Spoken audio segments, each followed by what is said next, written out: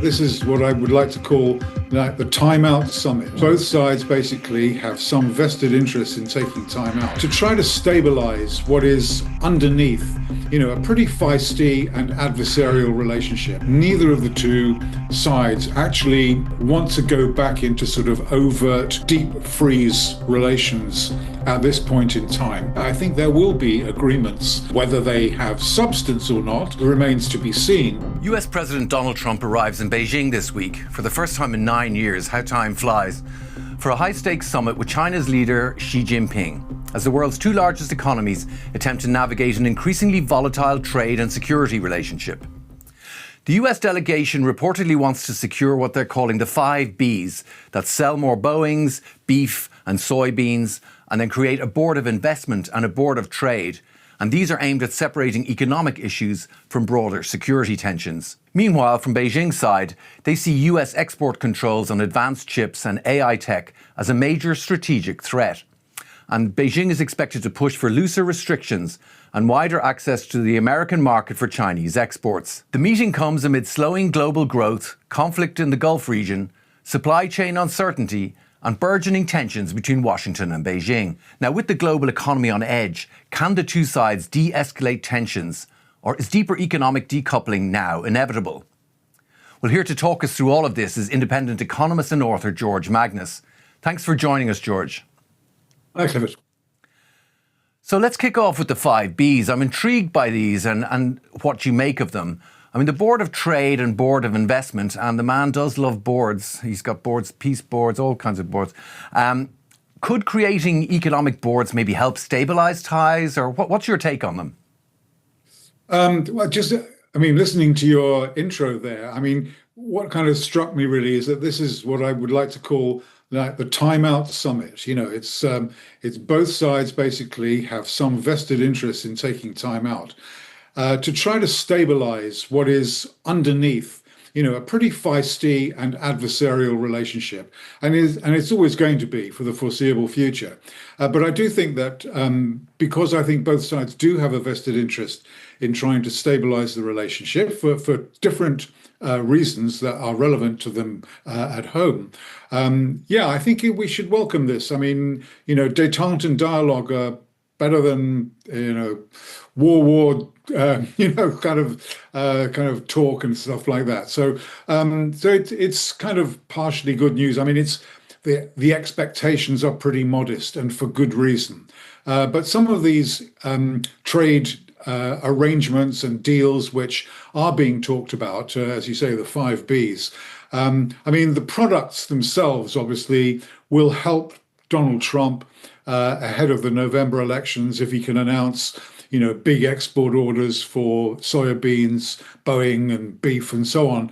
And the Board of Trade, I'm not sure about the Board of Investment. I think that's something which is ahead of its time. But the Board of Trade could be a sort of an institutionalized way of governing a fraction, not all, but a fraction of US-China trade, which would be better than random, comments on Truth Social and so on and so forth. So, it has a purpose, I think. Yeah. So I suppose it's an effort to sort of separate economics and national security. And for some time, it's looked like that's quite a task. I guess Trump is going into this in that he does need a win, doesn't he? What else do you think Trump wants from these talks? Well, I do think, let's look at the backdrop. His approval rating in the United States is lower than at any time, not just in this, but also his previous administration as well. There are these crucial midterms coming up in November, which seems like a long way away, but economics kind of takes a little bit of time to have effects. And of course, he would like, I'm not sure he will get, but he would like China to pressure Iran to try to, obviously, end the war, reopen the Straits of Hormuz and so on. To a degree, I think China has some interest in kind of fulfilling some kind of role there. And actually, the Iranian and Chinese foreign ministers met in Beijing last week. But I don't think the Chinese would want to give a hostage to fortune by helping Trump out too much, because they kind of quite like the fact that America is discomfited out of sorts by being drawn into military engagement in the Gulf and taking resources away from the South China Sea. Yeah, there was that headline in The Economist, I think, the other day, were saying, don't interrupt your enemy when he's making a mistake. So looking then at China, and it's doing what it always does, isn't it? It's sort of just basically very little information. We're dealing with, we have to kind of second guess, I suppose, what China is thinking. But what do you think China wants from these talks? Well, obviously there's no problem about approval ratings in China. And so the same kind of issues that might be affecting the sort of political sense for the US administration won't apply. But, outside of the tech sector, which I think China probably feels very confident about at the moment, the rest of the economy, which is like 85 to 90% of it, is not doing that well. I think that there are two reasons really why I think Xi Jinping would like to kind of pause a little bit, recalibrate, try to get, the nation's act together, around stabilizing property and some of the other things which are dragging the rest of China's economy back or holding it back. And then, of course, we forget easily that only, a few weeks ago, the Chinese Communist Party at the National People's Congress announced the details of the 15th five-year plan. Now, a lot of people have kind of written this off and said that it's just the 14th five-year plan with, some extra gongs and bells and whistles, which it kind of is. But also, what the Chinese government is trying to do is they say it's building a modern industrial system, which sounds pretty vanilla. But actually, it's really much more than industrial policy. It's building an entire kind of industrial ecosystem from, commodities and raw materials all the way out to digital services through supply chains and all that sort of thing. So this is a huge undertaking that the government of China is kind of involved in. And I think they too would actually like to have a period of stability during which they can focus their attentions on getting the plan off to a good start. It's interesting, isn't it? There's been a lot of talk in the run-up to the summit about who holds the upper hand going into the summit. Do you think that, the narrative seems to be that China has the upper hand, but then again, it does create its own narrative. And the economic situation, for example, in China that you mentioned shows that maybe it isn't quite as powerful going into these talks. Do you think, who do you think holds the upper hand? Yeah, I think that's a kind of a good way of kind of framing the discussion, really. Clearly, there are reasons why China may be feeling quite smug. One, they stood up to the United States last year, resisted the tariff, what they would regard as the tariff onslaught, which has obviously kind of come back a little bit, it's reverted subsequently. And of course, in the United States, we don't really know fully what the legal position is going to be and when renewals might be sought and so on. So they'll be smug about having stood up to the United States. Whether they pay attention to things like the Pew survey of international opinion in, 35 countries or whatever it is, but for the first time in 20 years, the margin of approval of China over the United States, albeit slim and low, it is something that's quite new. So they'll be certainly rather grateful about that. And of course, 23, 24 foreign leaders, including the German Chancellor, have been to Beijing since 2025, all looking to ostensibly looking for commercial deals and to hedge their international relations, while the Americans have gotten themselves, bogged down in the Middle East. So, yeah, I think from that point of view, if that's what we want to call the upper hand, I'd say that, Xi Jinping probably feels pretty confident about sitting down with the US president and, feeling very comfortable in his position. Whether that actually amounts to a winning hand or an upper hand, I'm not really sure, because there are things which obviously the Chinese want from America, which you alluded to before, including the change of language over Taiwan. They want the relaxation of export controls on chips and chip making equipment. They want to be able to do more foreign direct investment in the United States. These things may not come as easily as Beijing would like. You mentioned tariffs there, and in October last year, we saw how the US and China reached a trade agreement that cut tariffs on Chinese goods and secured, US access to critical minerals. But still, Chinese exports to the US continue to fall, and they fell by 11% year on year in the early part of this year. Do you think China is happy to keep diversifying into other markets, like we've seen it going into the EU, into Southeast Asia, flooding the markets with Chinese goods? So do you think it's happy to keep diversifying, or do you think that it getting back into the US market is a priority for China?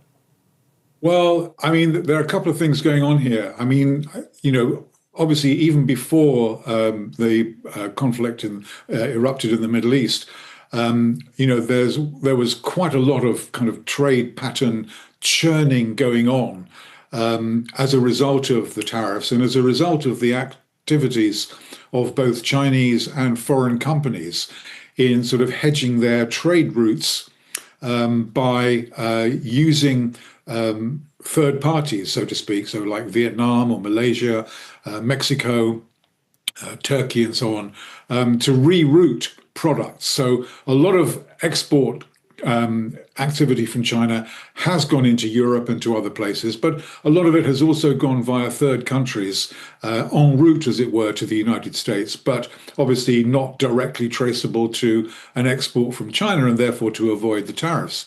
The Iranian kind of conflict has obviously given this a bit of a turbocharge because all the strength, or a lot of the strength that we've seen in Chinese exports in the early months of 2026 has really been about, electric related and climate change related, solar panels, wind turbines, EVs and so on. So stuff that actually is kind of diversifying away from fossil fuels, which of course China is ideally situated to exploit. So you've got a couple of things going on here. I'm not sure whether the Chinese are particularly,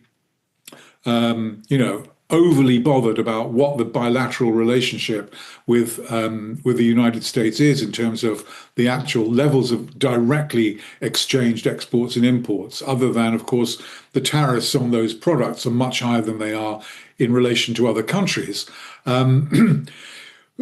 provided that, they can continue to reroute exports through other ways. But I think ideally they would like those tariffs to come all the way back down again.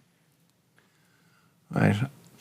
He's traveling there with a sort of a gaggle of tech bros and oligarchs. Are multinational companies still betting on China, do you think, or are they accelerating diversification elsewhere? I think it's a mixed picture, to be honest. I mean, you hear all sorts of stories about German car companies, international pharmaceutical companies, which obviously are, British, German, French, American, looking at China and saying that, we have to be there, we have to take part or participate in, where all the research and the design and the, or not research and design, research and development is taking place. So I think multinationals are probably suitably, or some of them are certainly suitably wary about a presence in China, which has become, it's always a bit kind of ambivalent. Sometimes it's red carpet, sometimes it's quite hostile. But I don't really, in the sort of business surveys that you get from, say, the American and European chambers of commerce, for example, there is this kind of skepticism about presence in China, but there are always a number of very, very well-known brands and global household names of companies that actually keep saying, they have to be in China and they need to be there to participate in the growth and development of these industries. And, from a business point of view, you can see why that might be the case. So, say at the end of the week, when we have to sort of gather our thoughts on this visit, what do you think the markets would view as a successful outcome from this summit? Anything that really, purports to be agreement, consensus. It's a pretty low bar, Clifford, but I think that actually counts as, as a win, because the alternative, excuse me, because the alternative would be, a breakup of the meeting, bad relations, no handshakes, disagreement over Taiwan, disagreement over Iran, no meeting of minds about AI regulation, all the kind of negatives that you could quite easily conjure up from a failed summit meeting, I think would be taken pretty badly. So anything that isn't that, I think, will count as a win. So are you expecting them to find some kind of deal? Will we get something cosmetic? Will we get, or do you think, also because Trump wants Xi to come back to DC at some point. Do you think that they'll hold off until that? Because that's obviously going to be his big showcase. What do you think will be the outcome? Yeah, well, potentially there's the return visit to the United States. Plus, at the end of the year, you've got the APEC summit in Shenzhen, and you've got the G20 summit in Miami. So there are potentially, 4 occasions this year for the two leaders to get together. My sense is, going back to what I said at the beginning about a timeout summit, is that neither of the two sides actually want to go back into sort of overt, deep freeze relations at this point in time. And so I think, I think there will be agreements. Whether they have substance or not, it will remains to be seen. But I think that we will see agreements on trade products, maybe on trade institutions like the Board of Trade. There ostensibly may be some, meeting of minds about, we're going to have dialogue about, AI safety and regulation. I think potentially some of the critical things which is anybody's guess, to be honest, and we'll just have to wait and see what happens. But on the language about Taiwan, the Chinese would like the Americans to say that they oppose independence rather than they do not support independence. Seemingly to us, it might seem semantics. For the Chinese, it's a really important kind of linguistic point, helps to sow distrust of the United States in Taiwan. So the Taiwan situation, and also the what Trump is prepared to give or not to give in terms of export control concessions on chips and chip making equipment. These kinds of things will be pretty important too. My hunch is that there won't be too much to write home about on that, but as I said, it's anybody's guess. It's just impossible to predict. Well, interesting few days ahead of us. Economist and author George Magnus, thanks very much for joining us today. Thank you.